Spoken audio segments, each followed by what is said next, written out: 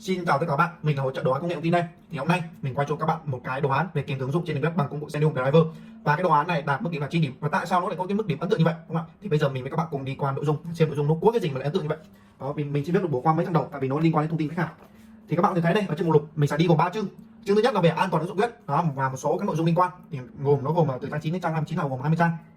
Trang thứ hai là về kiếm ứng dụng trên web bằng công cụ Selenium Driver thôi. Thì cái này giới thiệu và cái tính năng và cái quy trình làm việc của nó. Đó, và cái mục tiêu chính của mình ở quay các bạn này là triển khai thực nghiệm kiếm ứng dụng web đó bằng công cụ Selenium Driver để kiếm thử tự động. Đó, bây giờ mình xin phép được đi vào chương 3, trang 34. Đó, thì ở đây cái website này có gì đặc biệt, thì cái website này mình tự xây dựng bằng ngôn ngữ PHP MySQL, đúng không? Khi mà đã kiếm thử một cái ứng dụng nào đấy mà bạn tự xây dựng là bạn chắc chắn là sẽ được đánh giá cao hơn so với cái việc mà bạn kiếm thử các website đã được public ở trên thị trường, đúng không ạ? Đó, ở đây thì mình xây dựng một cái website bán quần áo thời trang tự xây dựng cho các bạn.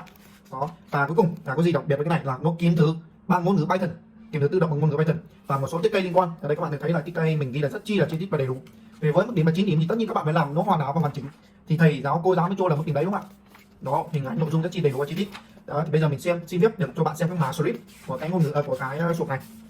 Đây là mã script của tiết cây đăng ký, các bạn thấy là gọi các hàm từ Selenium về, từ web driver về và sử dụng ngôn ngữ Python để kiếm thử. Ở đây là mình sử dụng máy ảo VMware để cài đặt cái thằng phần mềm SAM lên thì mình có thể chạy được cái website là PHP MySQL, được chưa? Đó, các bạn thấy rất chi đầy đủ. Thì cái này là mình chạy đâu, mình chạy ở trên thằng driver EDG là trình duyệt EDG đấy. Đó, các bạn có thể chạy những cốc hoặc là cho cũng được. Được chưa? Đó, đây là về phần đăng ký. Đây là về phần đăng nhập thì cũng gọi các thư viện từ Selenium Driver về web driver về thôi và sử dụng ngôn ngữ Python để kiếm thử. Đó, các bạn thấy các xpath for email lấy từ đâu? Được chưa? Có xpath for Facebook lấy từ đâu? Rất chi là đầy đủ. Đó.